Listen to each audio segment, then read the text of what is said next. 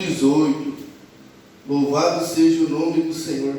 Nós vamos ler a partir do versículo 18 até o versículo 25. Amém? Glória a Deus. Todos encontraram? Amém. Amém. Glória a Deus. Vós, servos, sujeitai-vos com todo o temor ao Senhor. Esse Senhor aqui não está se referindo a Deus, né, mas é aquele que é Senhor de um escravo. Eu quero que os irmãos guardem isso. Vós, servos, sujeitai-vos com todo o temor ao Senhor, não somente ao bom e humano, mas também ao mal. Porque é coisa agradável que alguém, por causa da consciência para com Deus, sofra agravos, padecendo injustamente. Versículo 20. Aqui é a pergunta, desse contexto que nós vamos ler, que é muito importante para nós aqui nesta noite. Por que? É uma pergunta. Por que glória será essa, se pecando, sois esbofeteados e sofreis? É uma pergunta. Que glória que o homem vai receber se ele estiver vivendo uma vida de pecado, passar humilhação, e sofreis, ter aflição? Que glória será essa? Mas se fazendo o bem, sois afligidos e o sofreis, isso é agradável a Deus. Porque para isso sois chamados, pois também Cristo padeceu por nós, deixando-nos o exemplo, para que sigais as suas pisadas, o qual não cometeu pecado, nem na sua boca se achou engano, o qual, quando o injuriavam, não injuriava, e quando padecia, não ameaçava, mas entregava-se àquele que julga justamente, levando ele mesmo em seu corpo os nossos pecados sobre o madeiro, para que, mortos para os pecados, pudéssemos viver para a justiça, e pelas suas feridas fostes sarados. Porque éreis como ovelhas desgarradas, mas agora tendes voltado ao pastor e bispo da vossa alma. Amém? Amém. Senhor Deus, em nome de Jesus, ó Pai, estamos aqui na Tua presença, Pai. Nós dependemos de Ti, da Tua graça, do Teu favor, do Teu poder operando, Pai, sobre as nossas vidas e em nossas vidas. Nós cremos, Pai, na Sua graça, Pai, Te pedimos, nos ajuda, Senhor, em nome de Jesus, porque nós queremos, Pai, receber de Ti, Pai, o que o Senhor tem para nós, em nome de Jesus. Amém e graças a Deus. Amém, irmãos? Podeis se assentar, podeis ficar à vontade.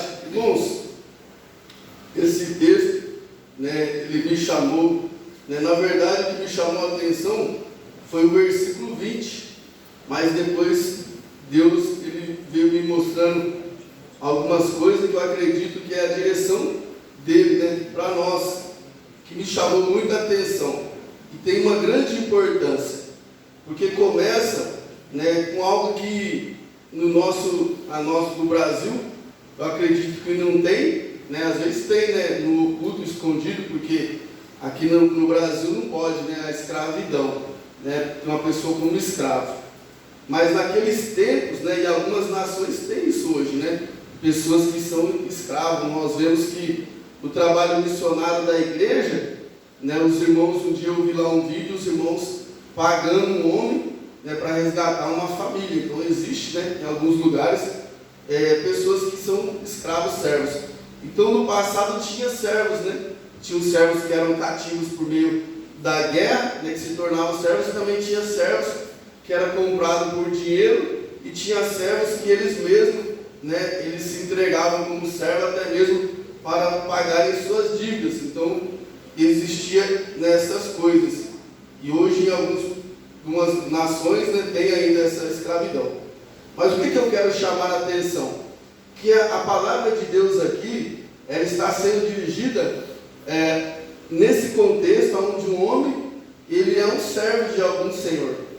Só que ele é um filho de Deus. Porque a Bíblia fala que todos os que receberam, né, o nosso Senhor, recebeu o poder de ser feito filho de Deus. Então olha o contexto desse homem, né, sendo um servo e sendo orientado por meio do apóstolo Pedro para que se sujeitasse àquele Senhor dele, ainda que ele fosse mal, ainda que ele fosse sofrer agravos, injustiça, mas pelo amor a Deus, pela consciência dele para com Deus, pelo compromisso que ele tinha para com Deus, né, de viver uma vida para a glória de Deus, então era para ele se sujeitar. E então, né, o que eu quero chamar a atenção? E nesse mesmo contexto, irmãos, fala para ele ter esse amor por Deus, mas no mesmo contexto mostra, né, o amor que Deus teve por ele e por cada um de nós. Né, nós vemos aqui que fala, né, que Jesus é o nosso exemplo. E fala assim, ó, porque, no versículo 21, porque para isso sois chamados, pois também Cristo padeceu por nós.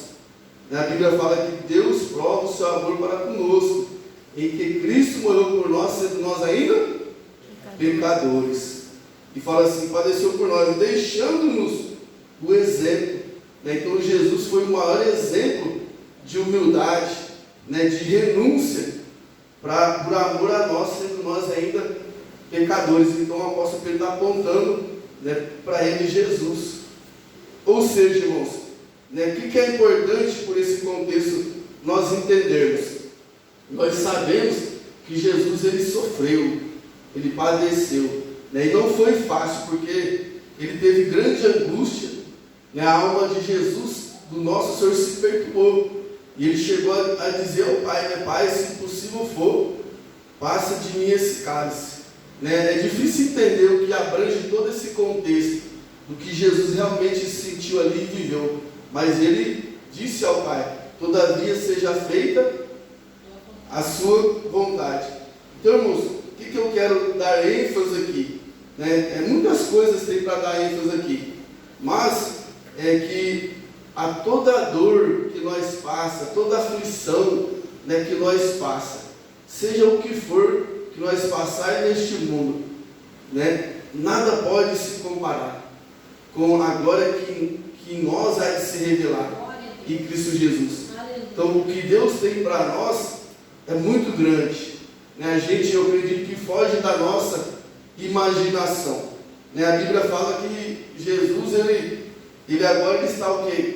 Glorificado, né? Rei dos reis, Senhor dos senhores, o nosso rei, e que a ele foi dado todo o poder dos céus e na terra. Por quê? Porque Jesus, né, sendo quem ele era, ele se humilhou a si mesmo, tomando a forma de homem, né, e foi servo, obediente ao Pai até o fim, e com morte de cruz, de maneira que Deus deu a Jesus o nome soberanamente acima de todo nome, para que pelo nome de Jesus se dobre todo o joelho nos céus, na terra e debaixo da terra. Então Jesus ele foi o exemplo de tudo, né, de humildade, de sofrer, de padecer. Então, aqui revela o amor de Deus. Eu quero, né, que Deus coloque no coração do meu irmão, da minha irmã, né, isso, que nunca a sua dor, a sua aflição que você passa, por amor a Deus, nunca vai ser maior do que a glória que vai se revelar da parte de Deus na sua vida. Nunca. Tanto aqui na terra, e como também, né, na glória eterna. Imagina nós lá no corpo glorificado. Né? Então, irmãos, a ênfase aqui no meio de tudo isso é que você coloque isso no coração. Eu vou repetir, né? A sua dor, a sua aflição nunca vai ser maior do que a glória que vai se revelar. Agora, foque esse homem. Ele era um filho de Deus. Não era um filho de Deus? Servo, escravo. E talvez nesse contexto do Senhor mal, porque fala que ainda que seja mal, né? Então, mas também ao mal. Então, nós não sabemos se o Senhor dele era bom ou mal. mas está falando que até por uma hora para se sujeitar. Mas ele era um filho de Deus. Agora, por ele viver essas condições, ele era amado de Deus? Ele era amado de Deus. Então, o que nós aprendemos aqui? Que eu não posso duvidar do amor que Deus tem pela minha vida, pelo meu estado que eu estou vivendo. É uma mensagem que não é para te desmotivar a você querer se dar bem na vida, desde que seja no Senhor, desde que seja para a glória de Deus. Não é incentivar isso, mas que nem o contexto desfavorável que a gente entende como um estado de humilhação, isso daí não vai te diminuir como filho de Deus, e também não vai diminuir o amor que Deus tem a respeito da sua vida e da minha vida. Ou seja, nós não precisamos fazer nenhum tipo de comparação de nós com o próximo, ou de coisas que nós temos e não temos, medindo o amor de Deus por nós. Nós não podemos fazer isso. Tipo assim, o amor de Deus, para nós vamos entender na cruz. O amor que Deus teve por nós vamos entender o quê? Olhando para a cruz, olhando da onde Deus nos tirou, do lamaçal de pecado. Então, irmãos, nunca eu posso duvidar do amor de Deus pela minha vida, independente do que eu estiver vivendo, Então, nunca faça isso. Nunca compare nada a respeito da sua vida com o próximo, por coisas, por situações que você está vivendo. É que Deus, Ele te ama, te recebeu por filho, te deu o poder de ser feito filho de Deus. Então, o meu incentivo aqui o meu maior incentivo, irmãos, é que em Colossenses capítulo 3, ele fala algo para nós. Eu peço que o irmão me ajude aqui, Colossenses capítulo 3. Portanto, se já ressuscitaste com Cristo, ou seja, nós já ressuscitamos com Cristo, Ele nos deu o poder de sermos feitos filhos de Deus. A Bíblia fala que não nasceu da carne, nem do sangue, nem da vontade do homem, mas de Deus. Então nós somos nascidos de Deus. Então, portanto, se já ressuscitaste com Cristo, buscai as coisas que são de cima, onde Cristo está sentado à destra de Deus. Então Cristo está sentado à destra de Deus, e Ele quer que nós buscamos as coisas que são de cima. Aí o versículo 2, por gentileza: pensai nas coisas que são de cima e não nas coisas que são da terra. Então um dia eu perguntei assim para Deus, hoje eu entendo melhor que tem bastante coisa na Bíblia, que dá para nós ter mais ideias da glória que há de ser no céu. Mas um dia eu perguntei para Deus, mas por que eu vou ficar pensando nas coisas de cima, se eu não sei como que é? Aí um dia eu cantei esse hino da harpa aqui, 422, que fala assim, no céu não entra pecado. Então começa com isso, no céu não entra pecado, fadiga, tristeza, nem dor, não há coração quebrantado, pois todos são cheios de amor. Olha aqui, as nuvens da vida terrestre não podem agora ofuscar do reino de gozo celeste que Deus quis para me preparar. Então, por esse hino aqui, do 422, eu entendi algo, Qual que é o primeiro ponto, irmãos? No céu não entra pecado, Ou seja, todo esse sofrimento que hoje nós vemos na terra é devido ao pecado. Então, a Bíblia, nós lemos aqui, por que glória será essa? Se pecando, nós é esbofeteado. Esbofeteado eu quero usar de metáfora como o quê? Uma situação de humilhação. Os escravos costumavam ser esbofeteados, do lado da face direita, pelas costas da mão, assim, ó. Então era humilhado, pelas costas da mão. Então algo de humilhação, de desonra. Então, que glória será essa? Se pecando, é esbofeteado e sofreis. Mas se fazendo o bem, você sofre, então isso é agradável a Deus. Então isso é agradável a Deus. E Jesus nos deixou o exemplo. Então, irmão, no céu não entra pecado. Então a questão do pecado nós temos que levar muito a sério. Porque tudo que nós vemos no mundo hoje, né, abuso de criança, né, feminicídio de fala, né, homens matando mulheres, né, todo tipo de violência e de perversidade é por causa do pecado. A Bíblia fala que o pecado ele é excessivamente maligno. E o amor de Deus por nós foi tão grande que Jesus ele deu a vida na cruz por causa dos nossos pecados. Então tudo que Jesus passou na cruz foi por amor a nós, para aniquilar o poder do pecado, para que nós pudéssemos viver diante de Deus em verdadeira justiça e santidade. Por quê? Porque a Bíblia fala, Deus amou o mundo de tal maneira para que todo aquele que nele crê não pereça, mas tenha a vida eterna. Então Deus amou dando o Filho dele, para ter o quê? A vida eterna, essa glória eterna. Então Deus cuida de nós aqui na terra, tudo que nós precisamos, né?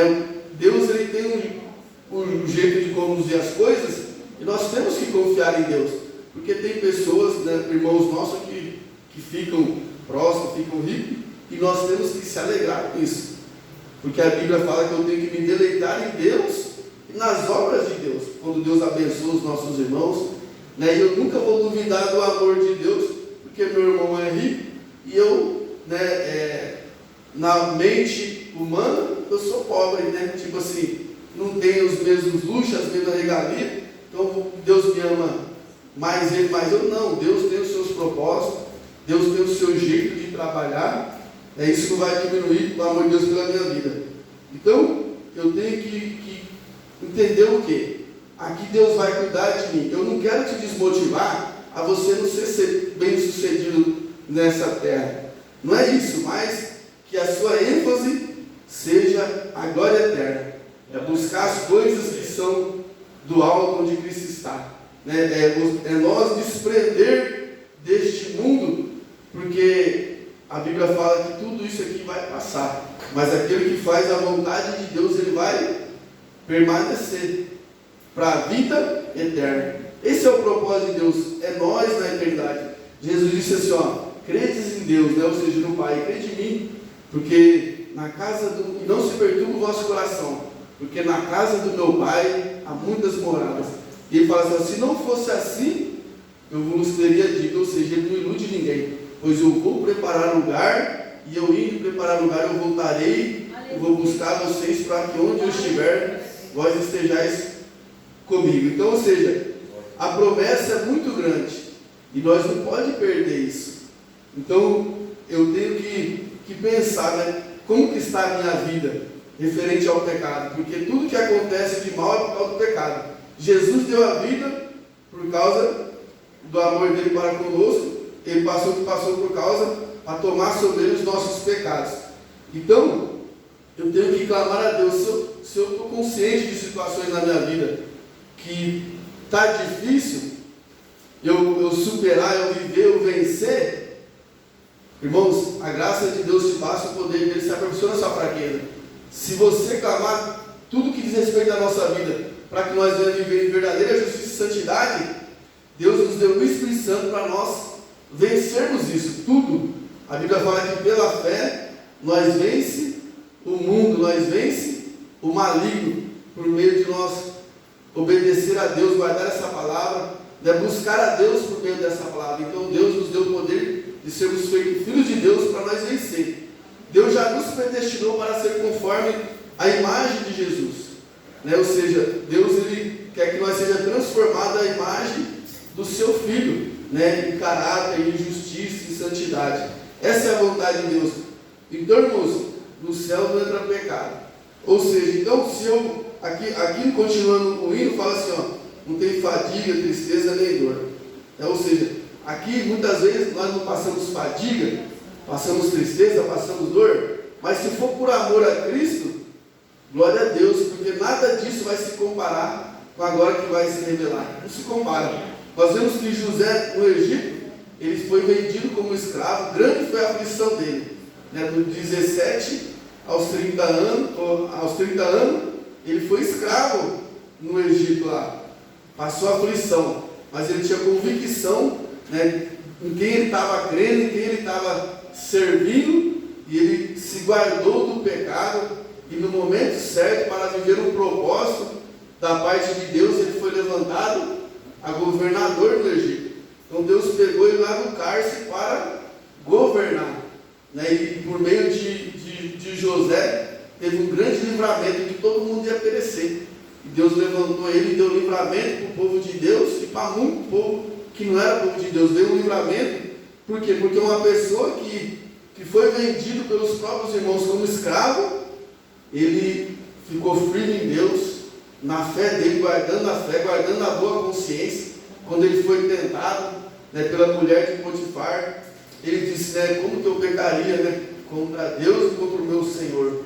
Então ele era um homem obediente, numa terra estranha, no meio de deuses estranhos, mas ele era fiel a Deus, e no momento certo ele viveu um propósito. Então Deus, ele tem um propósito nas nossas vidas. A Bíblia fala que se nós apresentarmos a nossa vida a Deus como sacrifício vivo, santo e agradável, que é o culto racional, ou seja, é a fé racional.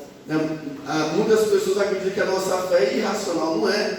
A nossa fé é racional num Deus vivo, que a palavra dele é viva e ele vela para cumprir com a sua palavra. Ou seja, nós vivemos por fé no que Deus disse. Então nós vamos caminhando, não é uma fé cega, nós olhamos para as circunstâncias, mas nós vemos além das circunstâncias, que é o quê? Que o nosso socorro vem do Senhor, que fez os céus e a terra. Aquele que nos guarda não dorme quando nos quereja. A Bíblia fala que se nós reconhecermos todos os nossos caminhos, ele vai endireitar as nossas veredas. Tem um versículo, eu não me lembro onde que é em Provérbios, que fala assim que para a gente observar, notar, um homem que ele é diligente nas suas obras, entre príncipes será posto. Ou seja, José foi diligente nas obras dele, no temor do Senhor, e ele foi colocado entre os príncipes para governar. Daniel também, a Esther. Então nós vemos que Deus ele tem um propósito na nossa vida. Nós não sabemos todo o propósito que ele tem aqui na terra conosco, mas se nós buscar a santificação, para receber a aprovação que vem de Deus, o louvor que vem de Deus, a glória que vem de Deus, para que Deus venha cumprir na nossa vida o que ele quer fazer, o que ele quer cumprir, o que ele quer nos entregar. Porque tem uma palavra que eu guardo muito ela por muito tempo. Em Romanos 15:4 fala assim, tudo o que dantes foi escrito para o nosso ensino foi escrito, para que pela paciência e consolação das Escrituras nós venhamos ter esperança. Ou seja, eu olho para as Escrituras, e vejo as obras de Deus na vida dos homens de Deus, e a paciência que eles tiveram no sofrimento, na aflição, mas Deus deu a eles um bom fim. Lá em Tiago mesmo fala, olha a paciência de Jó e o fim que Deus lhe deu, Então Deus deu tudo em dobro a Jó. Então nós temos eles por bem-aventurados. Então também Deus ele quer fazer grandes coisas na nossa vida, só que eu tenho que apresentar a minha vida como sacrifício vivo a Deus. Eu entender que o pecado ele é excessivamente maligno. Uma vez eu percebi, irmãos, que estava acontecendo coisas que parece que não tem importância, mas eu tinha convicção que era o diabo agindo em situações pequenas. Eu perguntei assim para Deus, qual que é o sentido disso? Porque parece uma coisa tão boba da parte do diabo, ele fazer umas coisas que parece que não faz sentido. Ele me atacando em coisas que parecem, poxa, por exemplo, uma dor no meu dedão, assim, uma opressão ali, muitas coisas assim que eu percebi que era o diabo. Falei, qual que é o propósito do diabo, Senhor? E Deus me deu entendimento que o diabo, ele é estrategista, Então ele quer o quê? Nos afadigar, quer nos cansar, quer nos ferir, quer nos fazer sangrar. Daí um sangramento, irmão, dependendo a força do sangramento, leva uma pessoa à morte. Não é assim? Né? Você vê que o resgate, quando vai socorrer uma pessoa que sofre um grave, a primeira coisa que eles fazem é estancar o sangue para a pessoa não morrer. Né? Então o diabo ele quer matar, roubar e destruir. Então toda oportunidade, brecha que ele tiver oportunidade, ele vai investir para querer nos matar, para querer nos destruir. Então, eu tenho que ter isso em mente. Né? Então Deus me mostrou que ele é estrategista. Ele vai agir em pequenas situações, porque o diabo está vendo a longo prazo, que ele está planejando a sua queda, a sua morte ali. Ele está armando lá a sua arapuca dele para te destruir. Então, eu tenho que verdadeiramente clamar a Deus, né, para que Deus me dê discernimento, me dê sabedoria, e eu venha verdadeiramente viver uma vida em santidade, para viver o que Deus tem para a minha vida, né? Para que eu venha experimentar essa boa, agradável e perfeita vontade de Deus. José experimentou, e a glória que José recebeu da parte de Deus nem se compara com o que ele sofreu. Ele sofreu dos 13 aos 30 anos, mas dos 30 aos 110, ele foi um grande governador do Egito, né? Teve filhos, teve esposa, viu o livramento de Deus, se alegrou com a família, viu Deus, né? Viu o povo dele se multiplicar. Então ele viu que valeu a pena todo o sofrimento que ele passou pela família dele, pelo povo dele que ele amava, né? Então ele não sofreu agravo, não sofreu injustiça, mas ele foi obediente. Isso foi agradável a Deus e Deus interviu com grande livramento. Então, irmãos, aqui fala isso para a gente pensar, né? Que glória será essa? Né? Se eu estou sofrendo, padecendo, mas estou, né, por causa de pecado. Ou seja, não estou aqui para julgar ninguém de pecado, mas se eu tenho consciência de algo, eu não posso me acomodar. Eu tenho que pedir socorro de Deus. Porque a Bíblia fala que no Senhor há abundante redenção.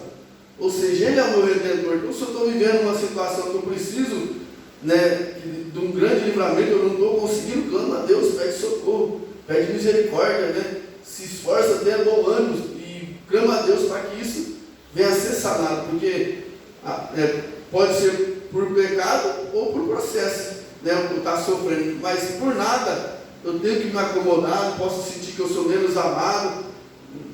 E eu vou continuar na minha caminhada da fé, me deleitando no Senhor, me deleitando nas obras do Senhor, se alegrando com o que Deus fez pela minha vida, pelo que Ele está fazendo pela vida do meu irmão, né? Eu tenho que ter olhos bons, se alegrar com o que Deus faz na vida do próximo, né? Que, lembra o filho pródigo? Né? Ele estava perdido lá, e ele se arrependeu, caiu assim e voltou, e o pai se alegrou, abraçou, beijou, né? Fez festa com a vida do filho, mas o irmão mais velho ficou indignado, e mostra que o menino mais velho estava ressentido com o pai, pelas palavras que ele fala, né? Eu sirvo ao Senhor tanto tempo, sem transgredir os teus mandamentos, não me deste nem um cabrito para me se alegrar com os meus amigos. Ou seja, ele estava ressentido com o pai, né? Entendendo que com ciúme talvez do amor, né, do pai pelo filho, e eu vou ser meu filho, né? Você sempre está comigo, todas as minhas coisas são tuas. Ou seja, todos que estão aqui, a Bíblia fala que é herdeiro de Deus, e co-herdeiro de Cristo Jesus. Irmãos, Deus tem para nós uma glória eterna. Então, né, nós vamos desfrutar de coisas aqui, vamos se alegrar aqui, vamos. Não é só tristeza, só dor, só aflição, nós vamos se alegrar. Mas eu não posso me prender aqui. A Bíblia fala assim, eu compro aqui como se não possuísse, né? Eu uso aqui como se não tivesse. Né? Eu não posso me apegar nas coisas dessa terra, por isso que fala lá, né? Para pensar nas coisas que são de cima, buscar as coisas que são de cima. E nesse contexto, o que eu entendo? Quando a gente prossegue a leitura, começa a falar do que a gente tem que deixar, né? De prostituição, de um monte de coisa lá que a gente tem que deixar. Ou seja, buscar as coisas do alto é eu viver em santidade para mim entrar no céu, que não entra pecado. Então eu tenho que buscar a santidade. A Bíblia fala que sem a santidade, né, sem a paz, buscar a paz com todos, é a santificação, sem a qual ninguém temperar a Deus. Então, ou seja, muita coisa acontece para contaminar o nosso coração, para perturbar o nosso coração. A Bíblia fala sobre tudo o que deve guardar. Guarda o teu coração, porque dele procede as saídas da vida. Bem-aventurados os corações limpos, porque verão a Deus. Então o inimigo ele quer, né, que a gente pense mal de Deus, a gente entenda Deus mal, ele quer que a gente, né, julgue as coisas ao nosso redor mal, ele quer que nós tenhamos um olho mal. Né? E a Bíblia fala para mim me entregar ao Senhor, confiar no Senhor, se deleitar no Senhor, e Ele vai realizar o desejo do meu coração. Ou seja, tem desejo que nós temos no coração, que está na esfera da terra, tem, Deus pode realizar, com certeza, Ele pode realizar. Mas a Bíblia fala que Deus colocou a eternidade no nosso coração. Pode ver, irmãos, que tem gente que vira o mundo de cabeça para baixo, faz um grande estrago negativo, buscando a imortalidade. E a imortalidade, ser imortal, está em Cristo. Ele é a ressurreição e a vida. Aquele que crê em Cristo, ainda que esteja morto, viverá. Então a gente vê umas doiduras no mundo, pela ciência, pela tecnologia, que os homens querem buscar ser imortal. E Deus está nos dando gratuitamente pela graça. Pelo Filho, não tem outro jeito de chegar ao Pai. A Bíblia fala, ninguém vem ao Pai senão por Cristo. Então eles podem fazer a engenhoca que eles quiserem, né? Na verdade está prejudicando um monte de gente, está ficando doido e não vai chegar à eternidade se não olhar para Cristo, se não abandonar tudo isso, essa confiança que eles têm aí, né, do que Ele está fazendo. Então, irmãos, Deus tem a eternidade para nós. Já fala que Deus colocou a eternidade no nosso coração. Ou seja, nós desejamos a eternidade. A eternidade é o quê? Não tem morte. Não tem morte. Tristeza, dor. Né? Imagina um corpo glorificado, irmão. A imortalidade. Você não tem nenhum tipo de sentimento ruim. Né? Aquela pureza, aquela paz. Uma riqueza que não se pode, que é incontaminável, incorruptível, que não se pode murchar. Guardada para nós nos céus, que nós estamos guardados pela virtude de Deus mediante a fé. Então tem algo glorioso para nós guardar. Então Deus tem coisas para nós que tem aqui na esfera da terra, mas a maior coisa que Deus quer nos entregar é a eternidade. Lá, a vida eterna, vinde bendito do meu Pai, possui por herança. Então tem uma herança nos esperando. Então eu tenho que olhar para a minha vida, olhar para tudo que está acontecendo e me deleitar nesse amor de Deus, que Deus teve pela minha vida. Porque que glória será essa se eu vou sofrer agravo, se eu viver uma vida de pecado. Agora, se eu viver em santidade e sofrer o que seja, como Jesus, né? Foi injuriado, foi perseguido, foi caluniado, foi chamado de Deus, foi chamado de tudo quanto é tipo de coisa. Mas Ele, por amor a nós, a Bíblia fala que Ele se santificou a si mesmo para nos levar a nós ao Pai. Então, será que Ele nos ama? Então, tipo assim, nada pode fazer nós duvidar do amor que Deus tem por cada um de nós. Então, isso aí, a Bíblia fala, né, que o apóstolo Paulo se constrangia por esse amor. Aí ele fala que, então eu não vivo mais, ele fala, mas Cristo vive em mim. E a vida que vou viver agora na carne é para a glória de Deus. Então pense nisso, né, que tem coisas que Deus já poderia ter me entregado, mas na minha caminhada, irmãos, eu dei várias escorregadas. Fui teimoso, eu não sou melhor do que ninguém aqui. E eu vou dizer para os irmãos, não foi fácil não a correção do Pai. Até hoje eu sofro consequências de desobediência que eu quis fazer do meu jeito, né? E não foi fácil não quando eu quis fazer do meu jeito. A Bíblia fala que se eu planto na carne, eu vou colher na carne. E a inclinação da carne é o que? É morte. Mas a inclinação do Espírito é vida e paz. E nós temos esse Espírito para nos guiar em toda a verdade. Diz que aquele que bebe dessa água, rios de águas vivas fluirão no seu interior, né? Fará em nós uma fonte a jorrar para a vida eterna. Então esse é o propósito, é a vida eterna. E aqui nós temos que se portar com inteligência no caminho reto, né? Se portar com sinceridade na casa de Deus, no meio da sociedade, no nosso trabalho, buscar a vontade de Deus. A Bíblia fala, né? Clama a mim que eu vou te responder. Ó, Deus está falando para nós isso. Clama a mim que eu vou te responder. Eu vou te anunciar coisas grandes e firmes que não sabes. A Bíblia fala que o que os olhos não viram, que os ouvidos não ouviram nesse teu coração, Deus tem preparado para aqueles que o amam. Então a Bíblia fala assim, foi lindo aqui hoje, aquele que ama a Deus, guarda a palavra de Deus. Não foi dito hoje? A tua palavra escondi, guardada no meu coração, para eu não pecar contra ti, Senhor. A tua palavra escondi. É isso. É guardar a palavra de Deus, a não pecar contra Deus e viver tudo que Deus tem para experimentar aqui na terra. Amém, meus irmãos? Então, guarde isso no teu coração.